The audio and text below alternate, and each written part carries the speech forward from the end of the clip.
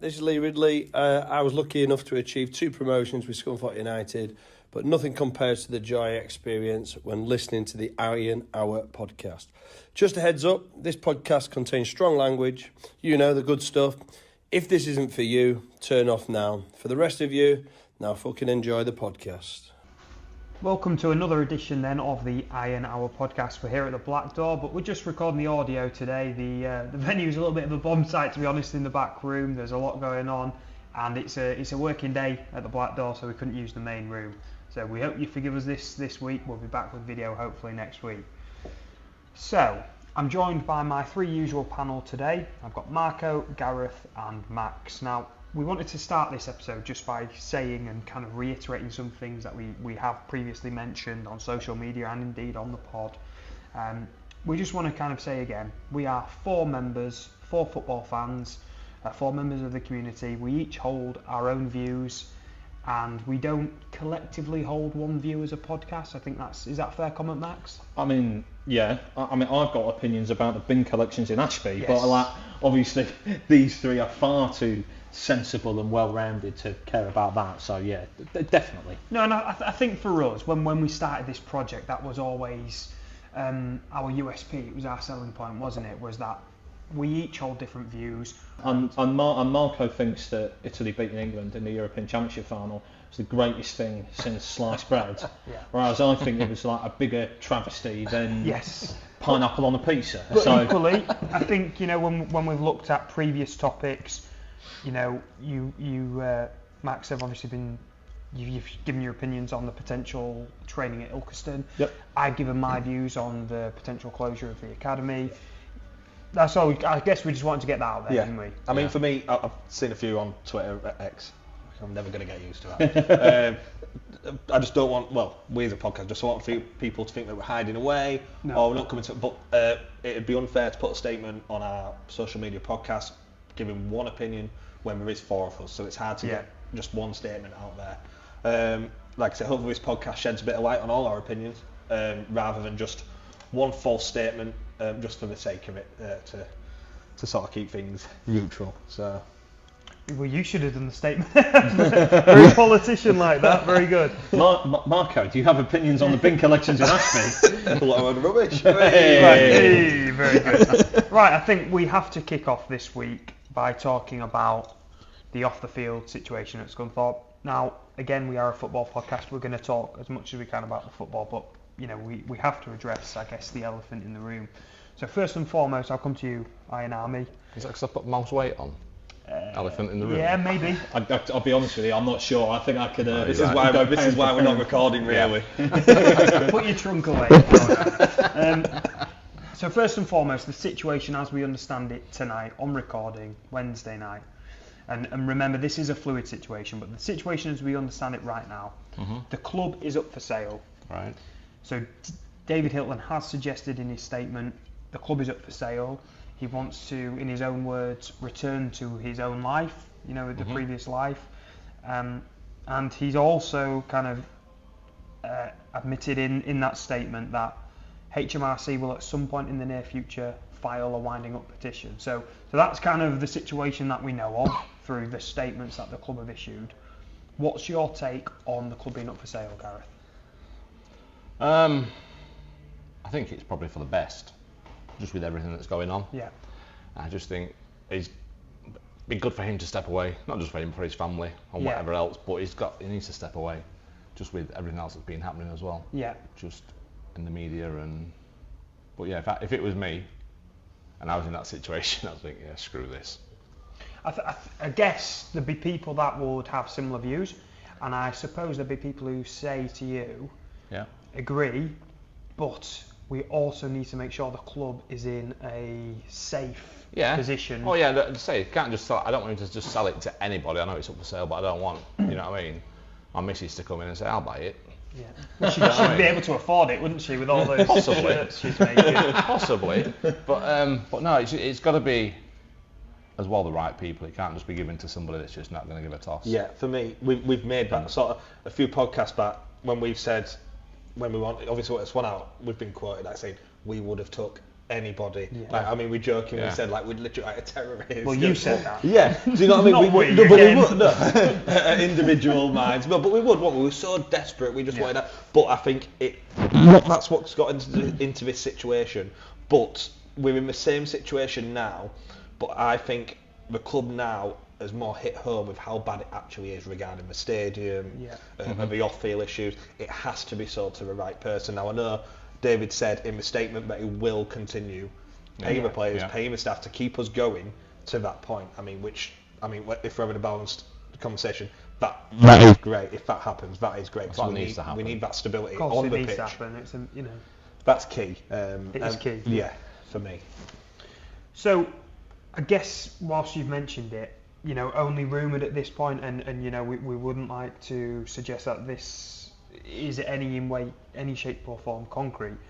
The rumours have been that we might be moving away from Glanford Park in the short term. How would you feel about that, Max? In one word, probably heartbroken. As you referred to earlier, we'd had the discussions about potentially training at Ilkeston or closing down the academy, and whilst I was sympathetic to the closing down the academy, I was very, very anti as training in Ilkeston, because it's Scunthorpe United. It's not Gainsborough Rovers.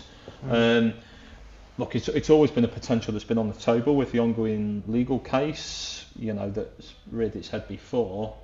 But I would be of the opinion that every possible step that can be taken to avoid us moving to Gainsborough should be explored. And if that needs, Hilton to sell to, as I think Gareth and Marco have said, good people with interests at heart, but potentially also the means and the strategy to deal with the, legacy debt that we've got, then, I want to see. Well, it's not even a last resort, is it? It's everything but that, in my opinion, at least, anyway. And Marco, what's your view on potentially moving away from Regarding the stadium? Yeah. Similar to Mac. I mean, but on the other hand, if it's need must, if moving to Gainsborough for a short period of time keeps us alive as a football club, it's needs must. But I mean, like Mac said, in an ideal world, it's Scunthorpe. We need to be playing at Glanford Park in Scunthorpe. Yeah, and I think my concern would be that, you look at the clubs who have often moved away grounds. Brighton did it. They went to Gillingham for a bit, and then they played at that Athletic Stadium. Wimbledon. In the end, actually not having a ground was what killed Wimbledon. Obviously, they've reformed. They've done an amazing job. It can be very easy to leave your ground, but it can be very hard to move back. Yeah, no, I fully agree. It's like I said, our backs are that much up against the wall now. It is needs must. I don't think we can be too picky. It'd be detrimental, personally, to the town. Well, I think, Gareth, this is when you talk about those other towns, in comparison, and I've always said this, I think me and Max actually had this discussion on Saturday at Chorley. Scunthorpe really is a one-horse town. There's no rugby team that's pulling in X thousand fans a week. There's of course the Speedway, but really, if you want to watch live sport every week, it's Scunthorpe United, isn't it? And it's the heartbeat of the community. Yeah, of course it is, and like I said, it'll be detrimental. And how many fans are going to travel to Gainsborough?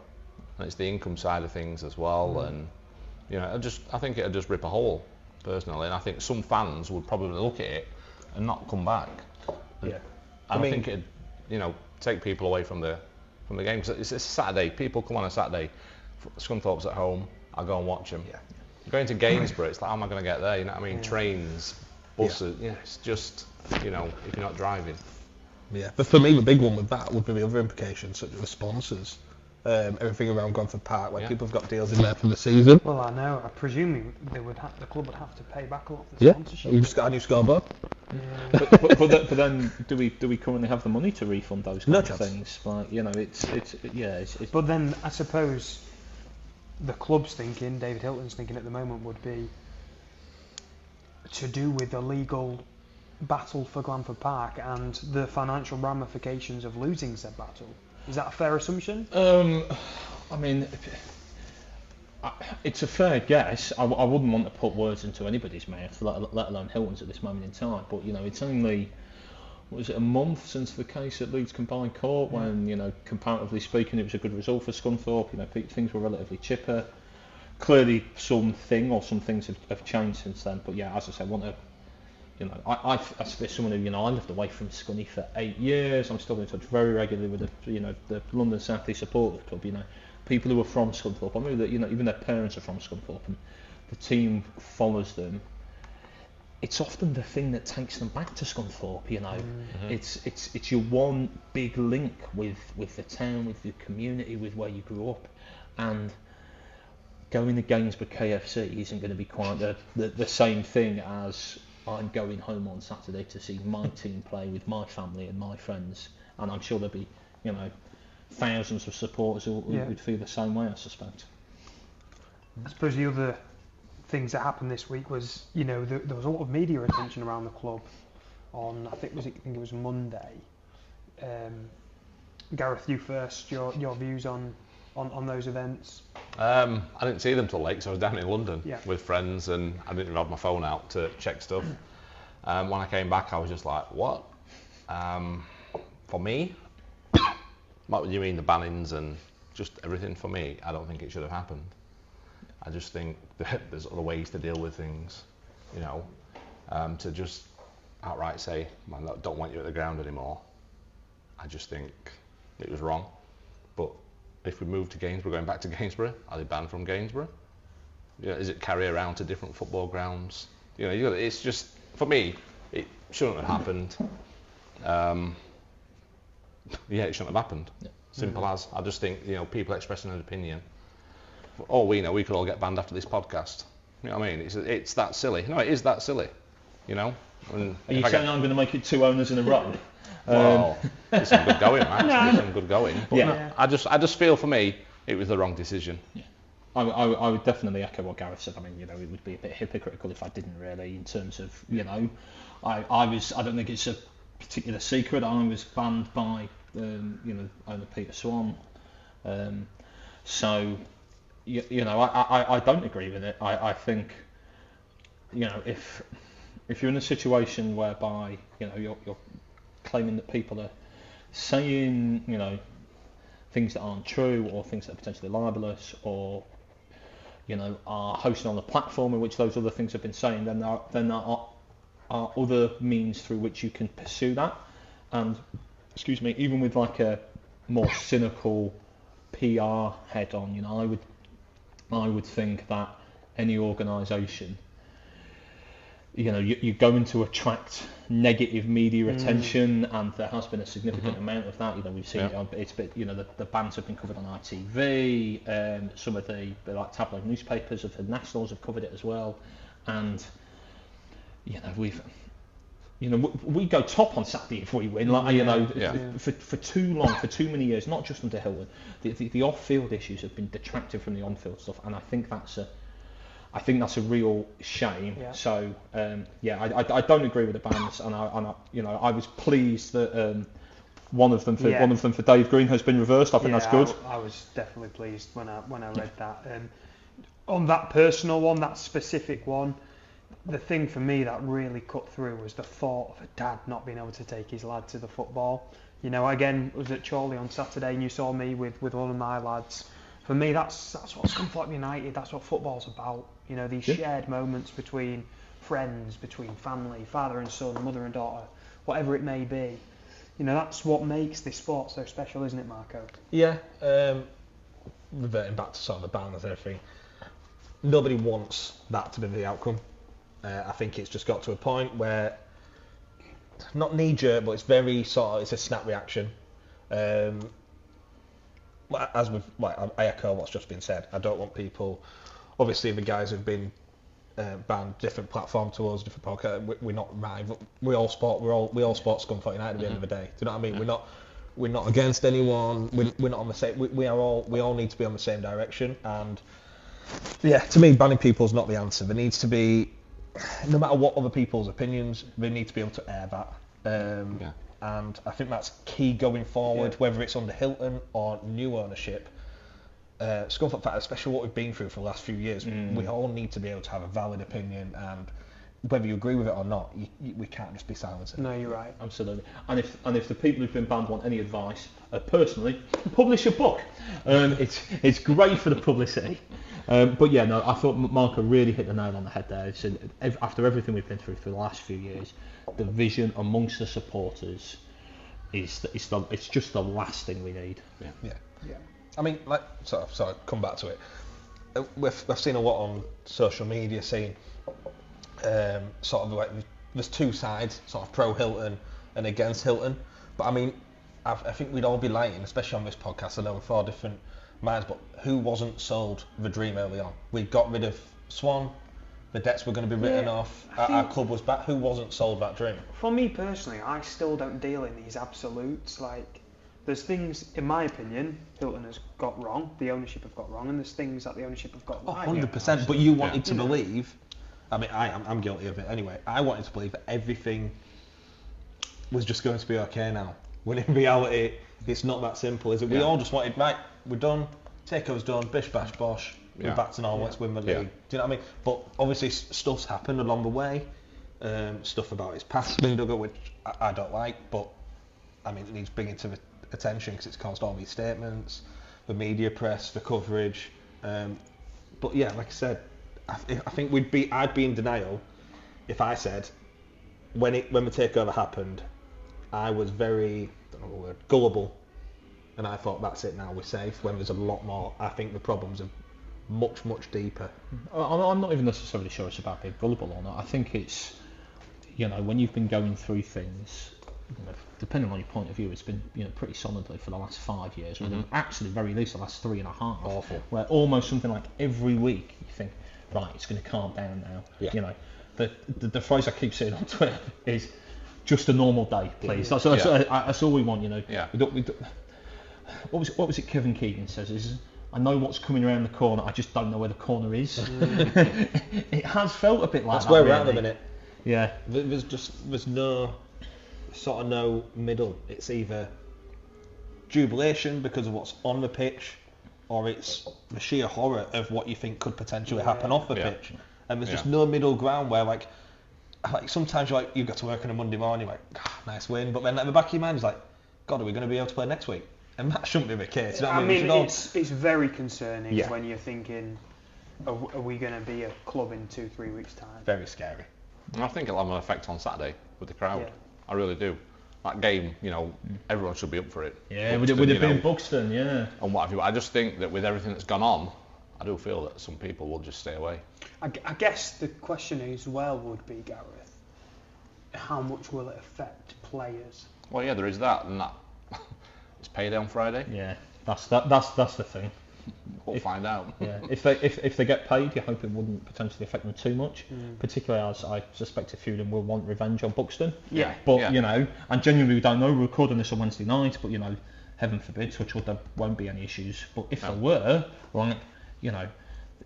these are, we're not dealing with Man City here. These are players with mortgages, with cars, with wives. I wouldn't go to work for free. So I think that got forgotten about on social media when George Taft came and said he hadn't received this, and people are quick to say obviously he didn't play the best. We didn't. I know there was rumours that he downed tools and refused to play or whatever, but if no matter what, even if I don't think it was good enough. if you're entitled to that money, that's his money. Yeah. Do you know what I mean? And like Max said, it's people's mortgages. It's not superstars. It's genuine people with genuine mortgages, and they need paying. Right then, I think we okay to draw a line on the non-footballing stuff. Until next time. I'm sure nothing of interest will happen. It's going to be a quiet week. It's coming. Right. We've had a couple of games, or I think maybe 3 since we last met. The fixtures have come thick and fast. Let's talk about the last 2 ones. We had Brackley away in the FA Cup, which was of course the day of the original statement, and then Chorley away on Saturday. Gareth, Max and myself were at Brackley for that FA Cup game. There was only 100 fans, I think. I thought that was really good support. Yeah, I did as well. For a midweek, a quickly arranged match because of the replay. Fantastic following. The performance, for 20 minutes, 25 minutes was great, and it was quite flat after that, wasn't it?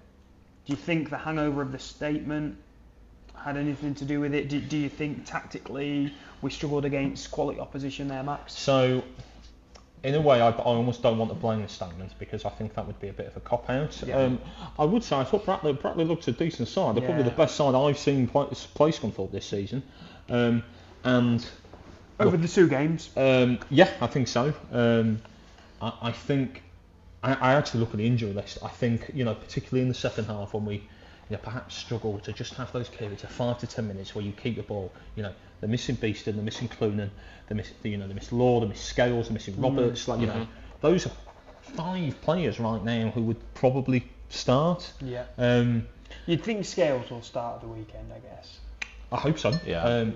I'd like to see Beeston or Clunan back on the bench as well, perhaps. We don't.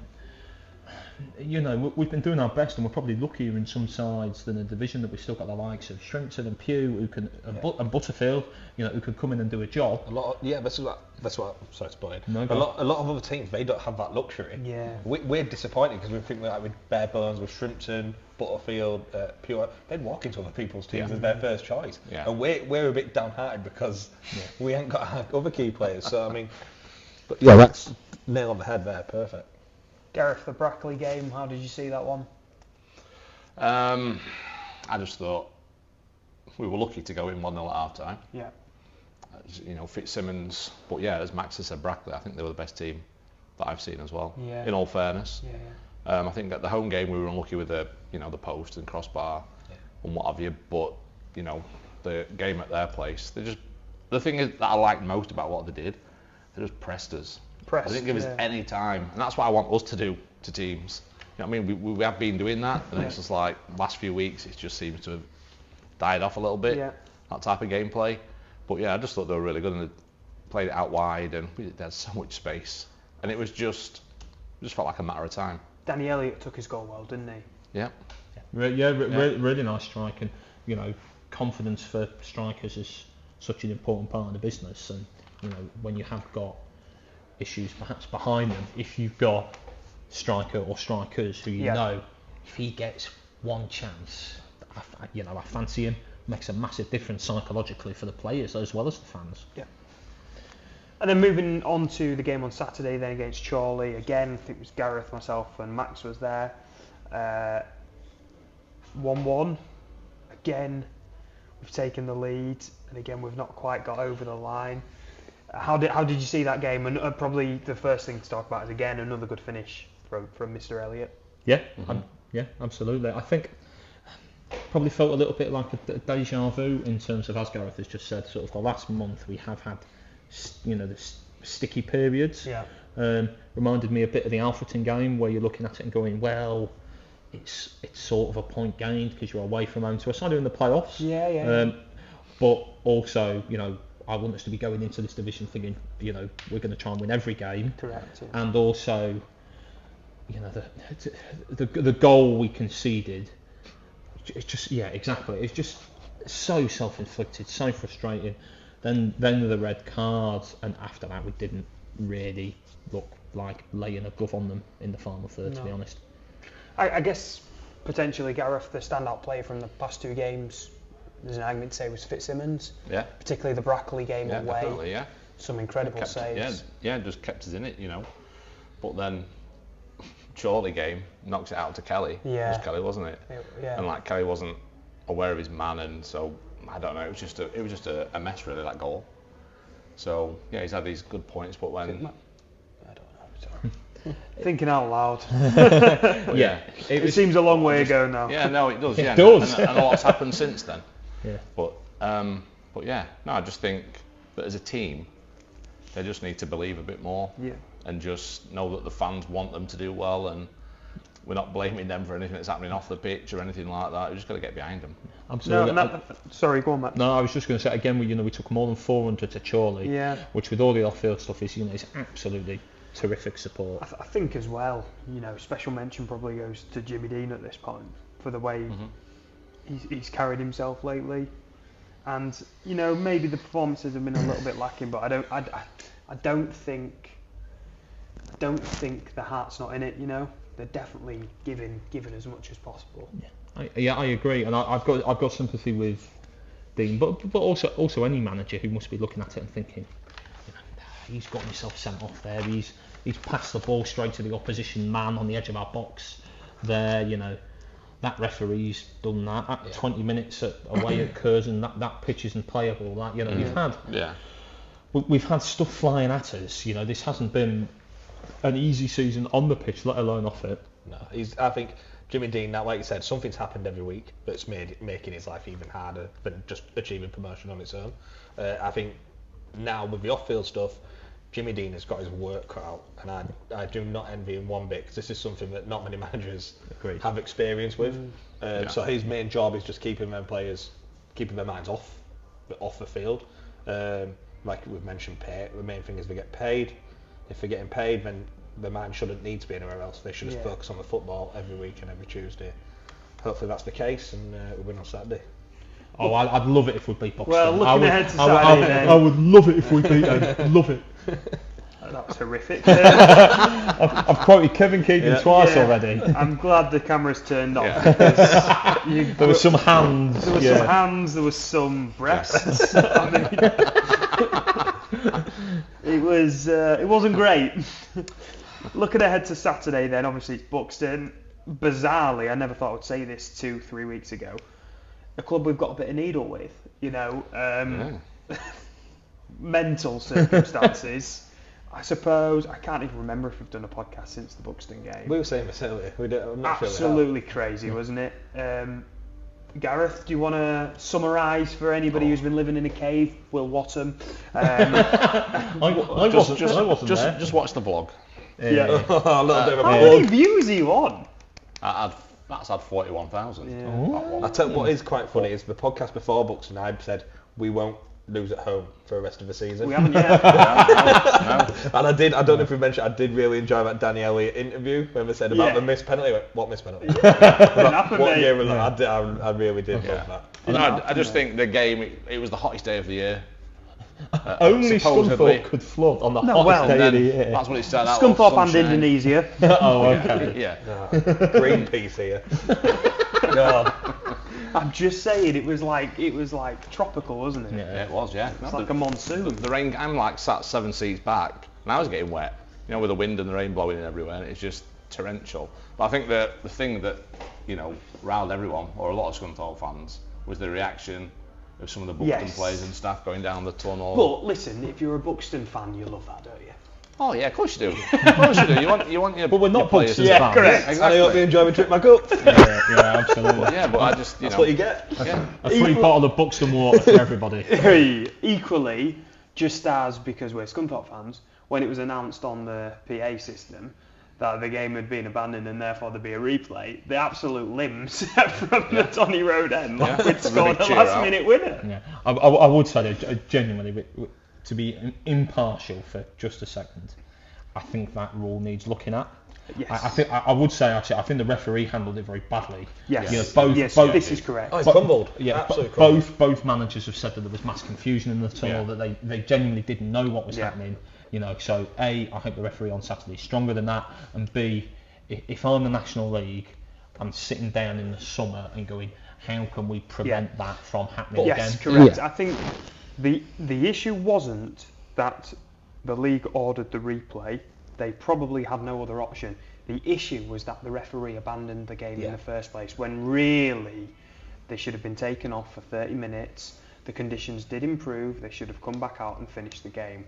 Again, speaking as we're trying to be impartial. Yeah. In reality, what I believe's happened there is the referee has blown the whistle for full time, realised after that there's a scoreboard over there that shows there's still 6 minutes to go. This isn't a normal step 2, step 3 match. There's eyes everywhere.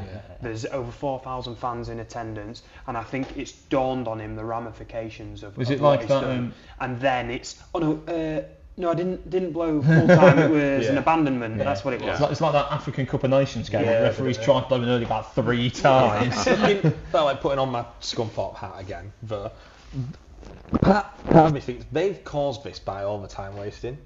I mean, they were one of the worst teams I've seen for going down. I mean, obviously it's Buxton, Rowe, it's Scunthorpe. We need to do everything we can.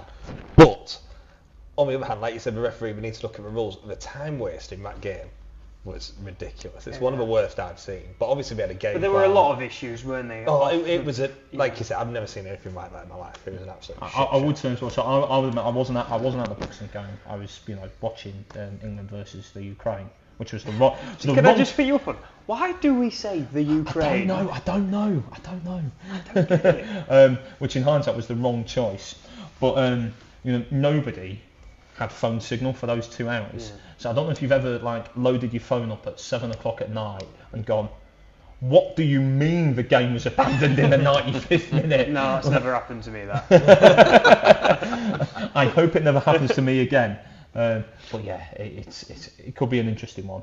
It might be, in a way, if there is a bit of needle in the game, actually it might be a nice release for fans. It's going to be some, isn't it? Yeah, it might be a good one for us to actually go, we're going to focus on giving the Buxton keeper and their manager a lot of grief. Yeah. Stinks of Tom Pugh. It does. It absolutely reeks of Tom Pugh. So, what, you reckon, red card or goal? Both. Has he scored a professional goal yet? Yeah, he did. He scored. I'm certain he has. I'm sure Pugh scored. If only we had iron stats in the corner. As there is no video, I'm going to subtly check the internet. I seem to think the game where he was against the ex-Liverpool guy, the skinhead in centre mid, Spearing.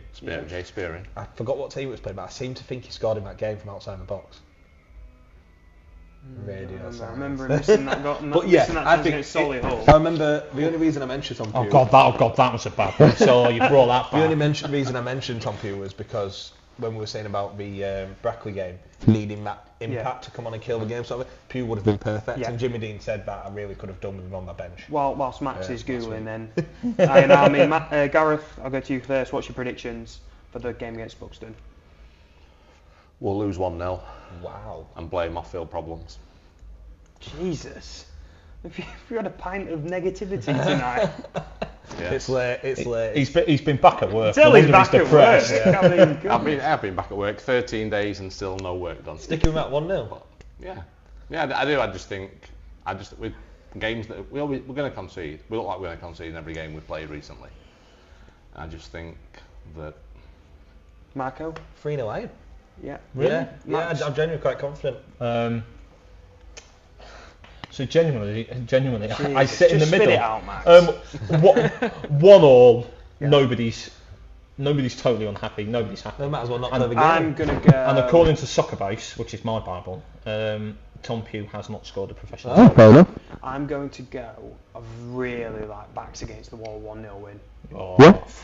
Dirty. That's really Brexit.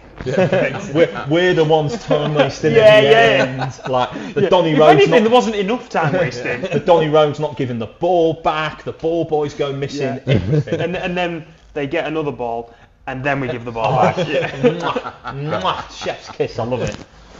Right. Can we move on to the FPL? I think so. Segment? Marco, over to you. It's been a while, hasn't it? Yeah. Nothing's changed. Do you want to talk to, if anyone's listening for the first time? Yeah, so obviously I in our Fantasy Premier League, I forgot how many members we actually have now. I think we're well up, coming up to 200.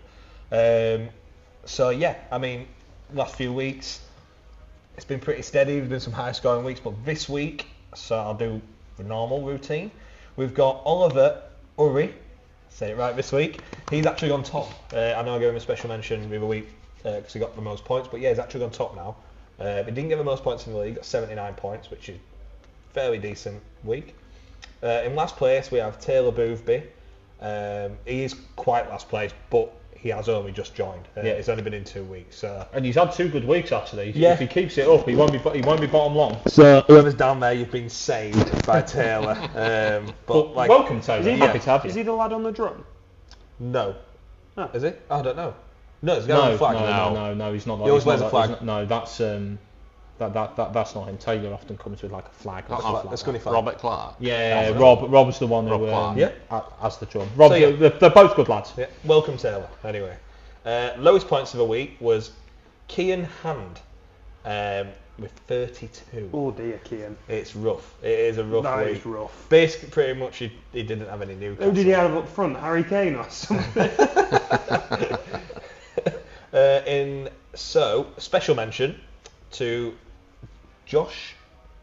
This is your writing. If you can't read it, I can't read what I wrote, but I don't want Barrett to read what I wrote either. Oh dear. Yeah. Josh Cocker. I think it might be. It actually might be Cocker, to be Cocker. fair. Cocker. Anyway, Josh. Josh With said 105 points Nice. this week. Well done, Cocker. Hey. ladies and gentlemen, he's here all A week. couple of Newcastle defenders went a long way. Really helped him out. Now on to the one everyone's waiting for, the podcast guys. So we've got Max in the top 100. Wow, well done, In Max. 99th place with a 74-point week haul. 99. Oh yeah, exactly. Number Good year, that's close to our hearts. good year for the Iron 99. I'll take that any day. Barra's overtook him and gone into You know it. 87th place Now it's I'm on. pretty sure he was always ahead of me. with a wasn't he? great. You was joint. Oh. Barra's had Joined a at the great hip. week, getting 83 points, the most out of everyone Everyone. in our group. Well, us four.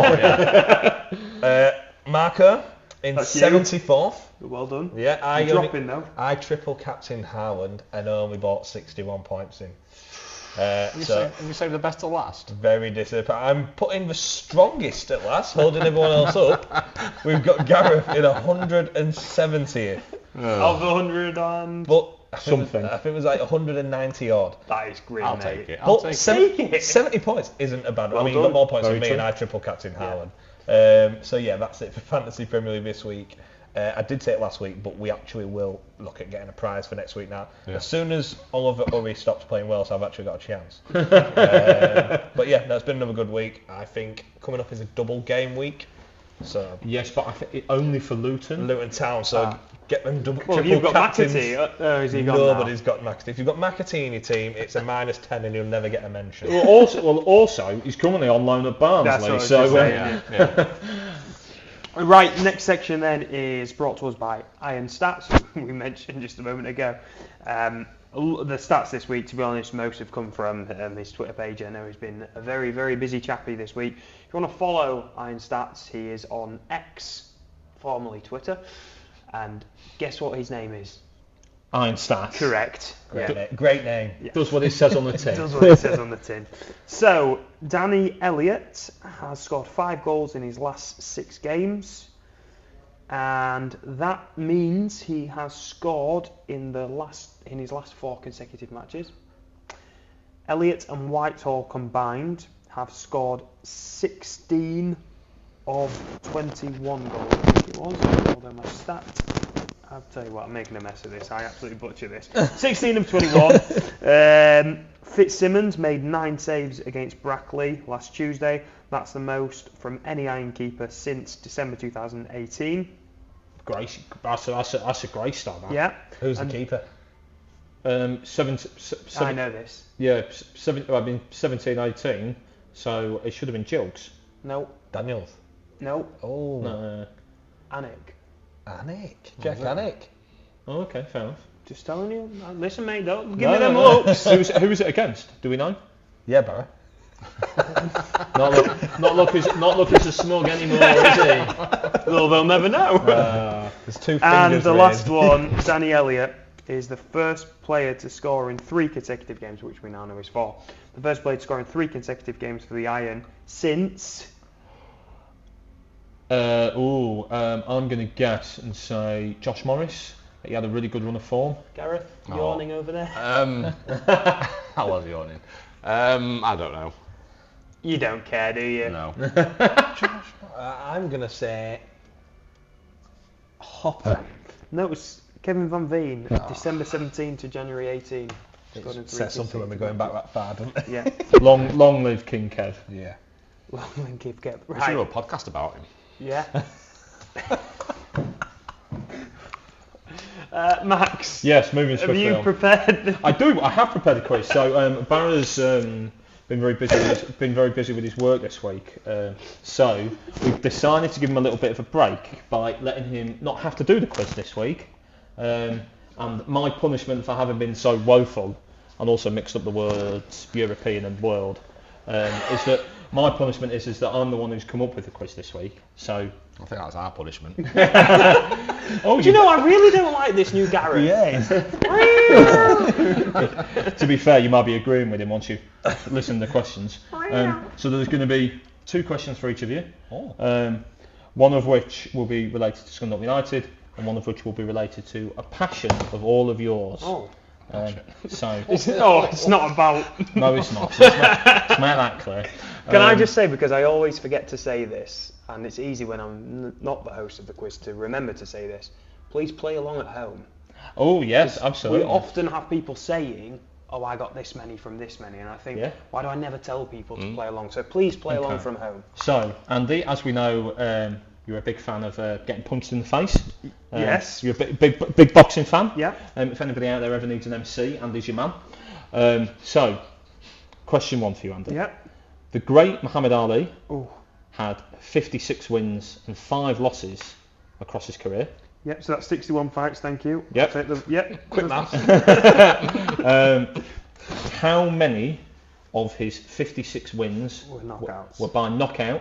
And I will give you 2 either side to still get the point. Of course I don't know. But you are genuinely a very big boxing fan, so... It's kind of you to give me 2 either side. I'm going to go with... Well, you see, the problem is... Can I explain? No. Okay. I'm going to go with... People are turning off as we speak.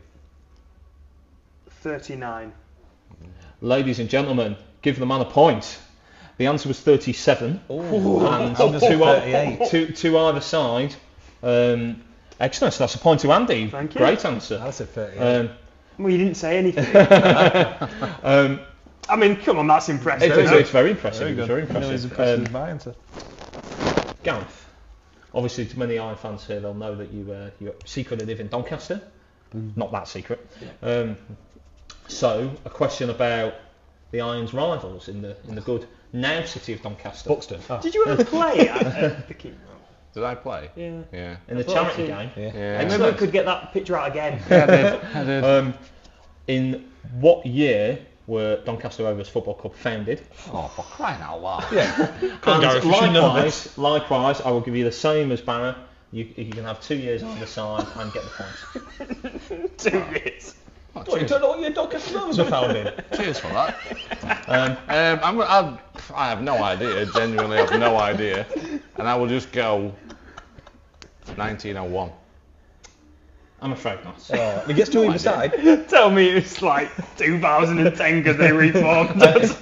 No, they're actually reformed 20 years before the Iron. The correct answer is 1879. Oh, is it? So well done to any Iron fans who got that. Or any Donny You fans. weren't actually horrendously far off. Yeah. No, definitely not. Not bad. Marco, as a well-known Italian. There we go.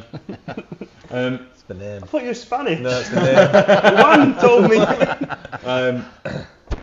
In which year was Italy, the country, formally unified? When did it become Italy? When did it stop being Venice and Rome? This is amazing. I can't talk about Scunny, it's horrible histories. Fucking hell. The amount of grief you've given, particularly the 3 of us round this table, about Italy, and their football prowess. Come on, Mr. Italian. Likewise, you'll get 2 years either side. Lucky So which, not 2 decades. Or... because obviously they have anniversary celebrations. So You're not even going to get close. When we were unified. You don't even get in the right century. If you get in the right millennia, I'll be impressed. I mean, you literally run a pizza van with your dad. Every time someone takes an order, I'm like, right, before you get this, you need to tell me when we were unified. Of which Pepperoni or unification? 1904. Jesus. I mean, to be honest, that wasn't actually an awful guess. It's 1861. Oh, So, so a point. No. Right. Right then, so we're back round, and you'd be thrilled to say that these questions will be on Scunthorpe United. Okay. So obviously Andy's got 1 point, Marco and Gareth Still only 1 point behind, and there is a tiebreaker available if needed. Andy, ironically, given that Gareth just mentioned him, can you name the Dutch team that Scunthorpe United signed Kevin Van Veen from? Okay, is it FC OSS? Oh, ladies and gentlemen, how quick was that? Yeah. It is indeed FC OS. However you say it. In hindsight, I should have come to you last, because you've now won. I've won. Congratulations. Now just crack on. My question is shit, we're skipping it. Okay. I've won. Oh, that's it. Well, for the Has it been abandoned? For the listeners getting abandoned. for the listeners at home,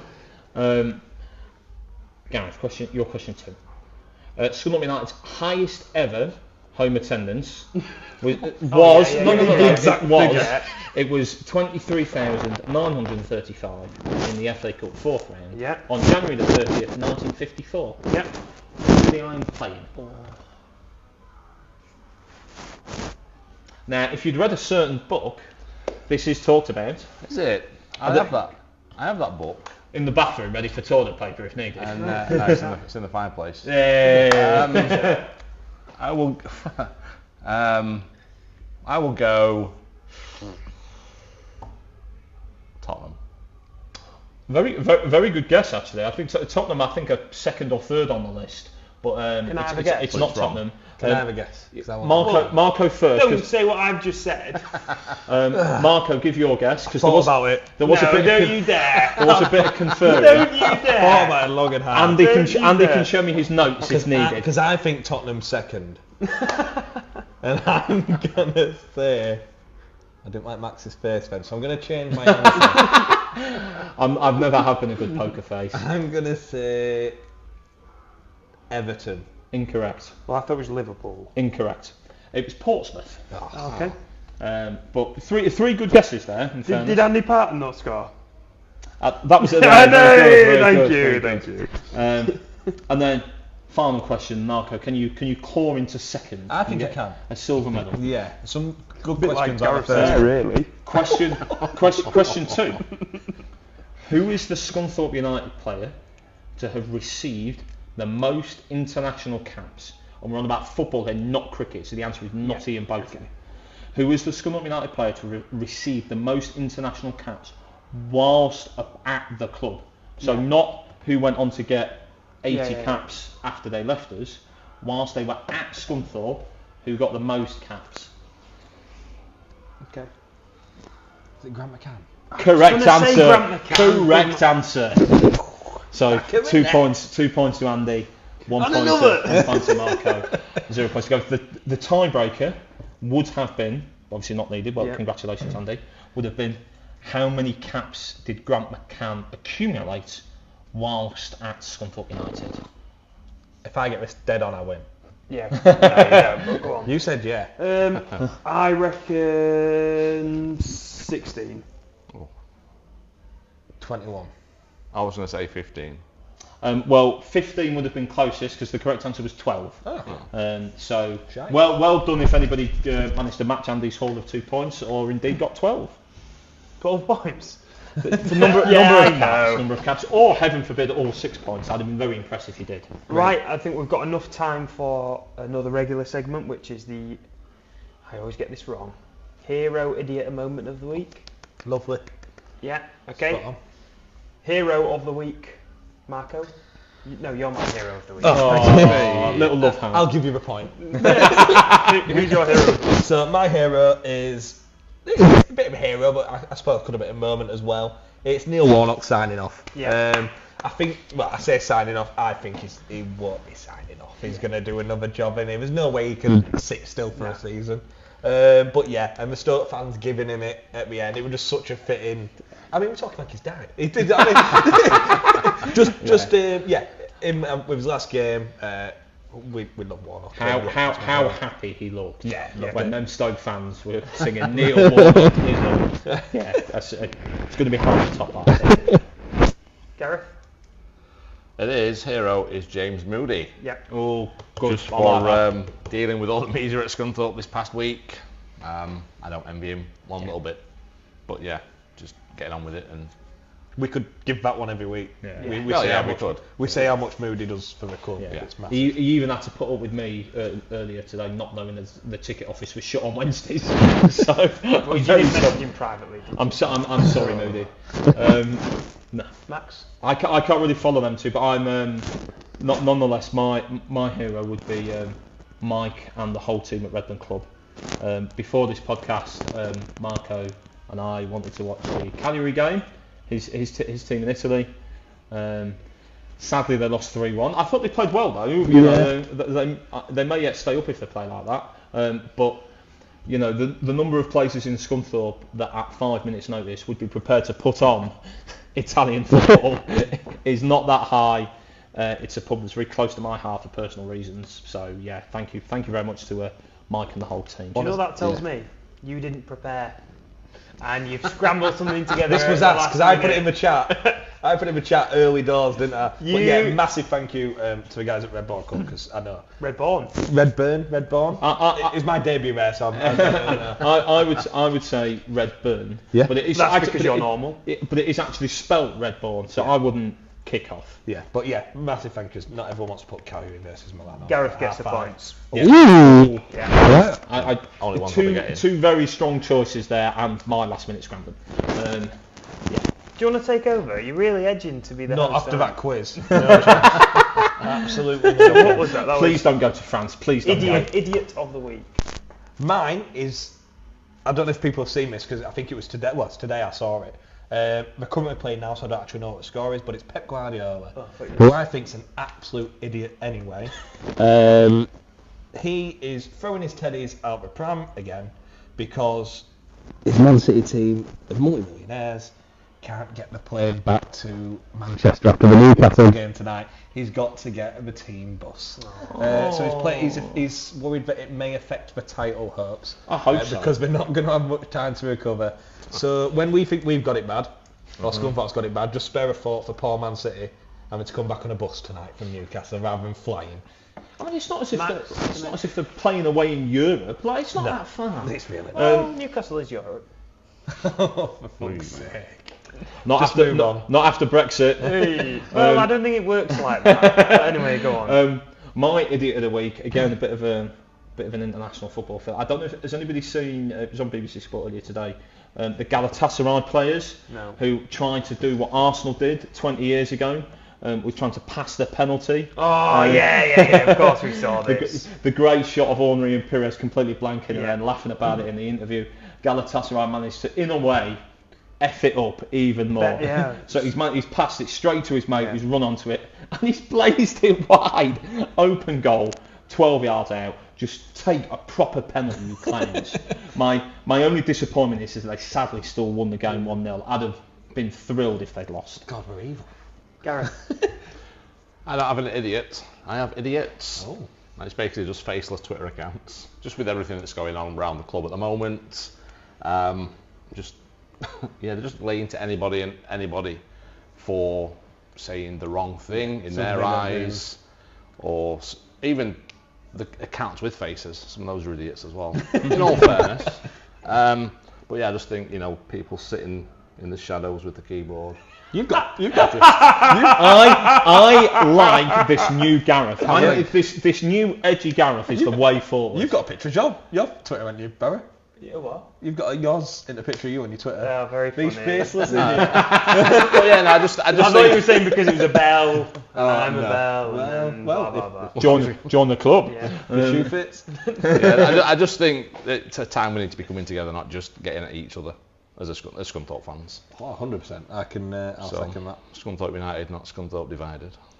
Oh God. That's a catchy line. I Oh, like it. Gareth, leave it out. I I mean, the thing is, you're really playing to the crowd today, and I want to give you the points, but I'm going to give them to Max because that penalty was a joke.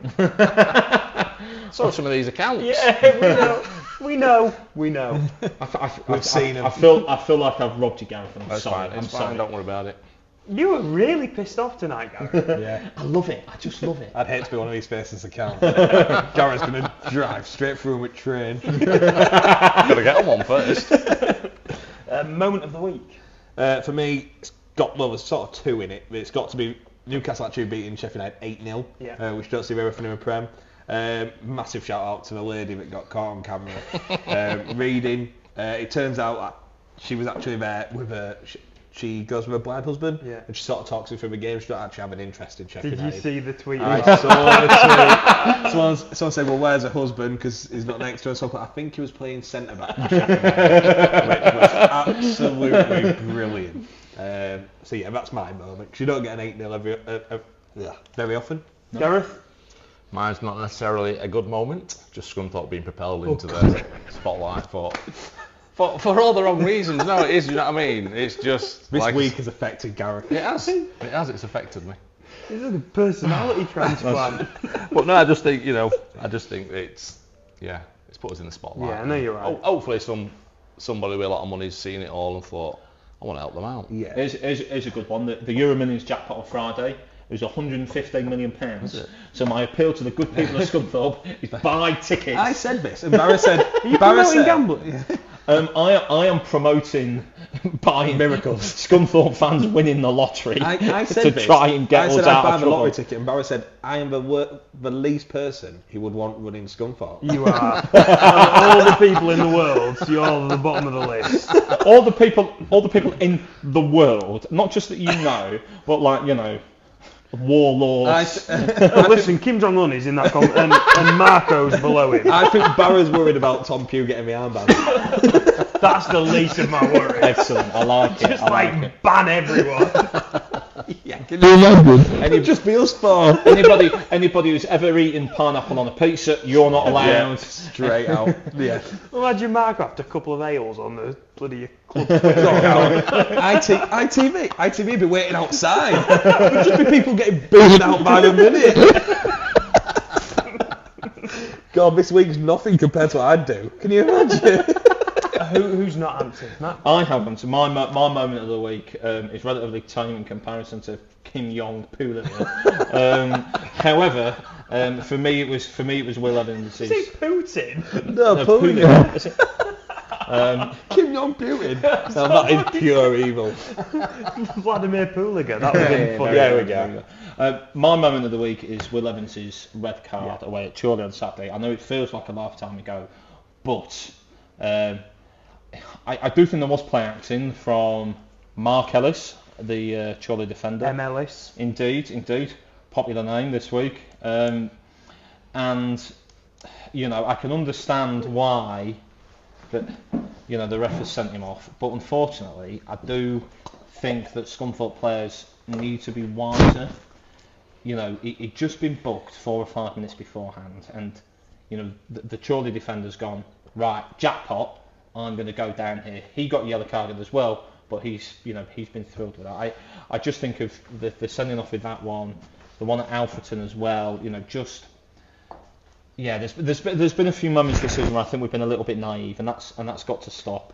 Particularly with Coogan's injury. Now Andrew Boyce came on. I thought I actually had a really good game. He was really good in the air, but we've got to stop getting men sent off. It's been happening too often. We need to be more game clever, 100%. Gareth gets the points because that was the moment of the week. I mean, it's been everywhere. You can't escape it. No, I've had people messaging me who I've not spoken to in months saying, "Fuck's happening at Scunthorpe." We matched on Tinder a couple of months ago. Sorry. No, I won't say that. That's a good opening line if they've ghosted you. Have you read the Daily Mail? Quick one, just on, you mentioned about Boyce coming on. Outside suggesting it, does anyone think Andy Butler might be registered for the weekend to appear on the bench if this crisis? No, because I think we've got 2 or 3 players coming back. I agree with Marco. I wouldn't necessarily rule that out in the future, but I don't think we're there yet. You think we've got the cover? We've got, you could shift Kelly inside. If you had more reinforcements in midfield, you could potentially look at putting Pugh at full back. Yes, I think playing Kelly or Barrows at centre back works for the last 20 minutes. I don't know if I'd start a game with them at centre back. Yeah, but I think we're lucky. It's a bit like we were talking about earlier. I think we've still got cards we can play before getting the butts out of the freezer. I do like an Andy Butler. That's weird. It's not that weird. He scored 10 goals from centre back one season. 04 archive. Unreal. I think you're nearly at Pew level for me. with Butler. Have you seen Butler when he puts pictures on Twitter of him after a 5k? Oh, it just got weird. No, it's not weird at all. You have tuned in to a different Iron Hour. He's jacked. Cat's being kicked out. Andy Butler's being dragged in the house. When Barry goes home, Cat's waiting at the door with an Andy Butler mask on.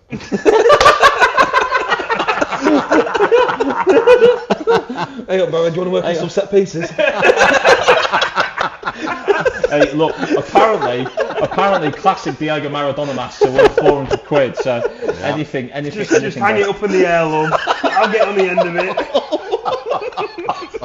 I think I actually think this week has got to us. I think we've just cracked. I know you can't see us. Nobody has had a drink tonight. This is 3 of us are teetotal. I think I'm going to start drinking after this week. Well, on that. Moving on. Yeah, because we've got a good announcement. We've got some positive news out of the club, thank God. So we've teamed up with one of our listeners, Mike. Really good listener. Really good. I don't know what that means. Really good guy. Yeah, he is. He listens. He's really good at listening. Actually, That's what I look for in a man. cracking bloke. He has, I believe he's the guy who's organising Curtin Lindsay's over 30s team, who train every Sunday. If anyone wants to get involved in them, by the way, you should hit Mike up. So we are having a charity football match against the Curtin Lindsay over 30s. So that will take place on Sunday, the 22nd of October. It's a 2:30 kickoff. It's at Classic Place. Classic ground. play. It sounds like when you're on FIFA, you just play a neutral menu. Classic pitch. I think it's called Classic. We're going to need one of Gareth's generic photos of that. We'll make sure all the details are on social media. We will. Yeah. So We have it's a poster. Curtin Lindsay over 30s taking on a Iron Hour Podcast 11. So if you want to join us, guys, listeners, if you want to get involved and you want to play in this friendly match, this charity friendly match, we're raising money for Sands, a very, very, very special charity to me personally. If you want to get involved, message us on X, drop us a private message, slide into Marco's DMs, Do it. whatever you need to do, and yeah, we'll try and get you involved. Yeah, we're looking for team members. I'm looking forward to this. Yeah, well, yeah. Try not to get sent off inside a minute again. He didn't get sent off. He just yellow conceded penalty. a penalty. The referee said if it was any later in the game, you would walk. That was disgusting.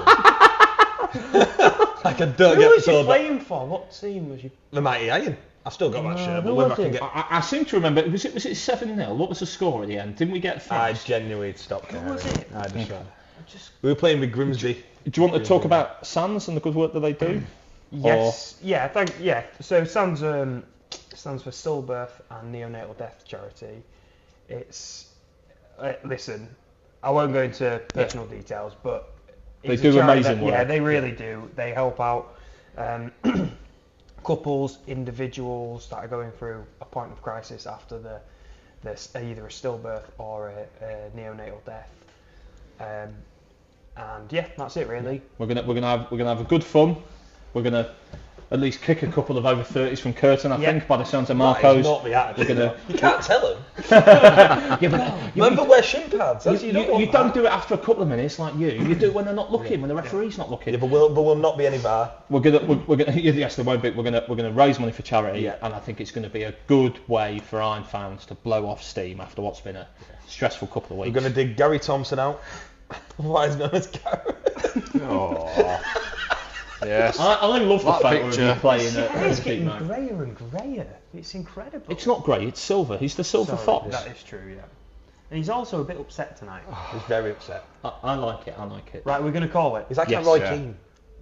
Yeah. You're like Mika Richards and he's Roy Keane. An Arsenal fan's going to come around the corner. me and Matt's like Richard Keys and Andy Gray. Yeah. Whoa! I'm not having that. Just don't introduce. No. I can get myself into enough trouble without that comparison. Thank you very Out much. of the two, which one would you least likely to be? Neither of them. I'm not going. No. I'm going. That's like choosing between venereal diseases. No. No. I'm If neither you of them. had to be one. Neither. See, I think it's Andy. I don't see you as a sleaze that Richard is. You know. I don't think. Thank you. But also, I didn't score 200 goals for Everton, so you know. Right, we're going to call didn't. it.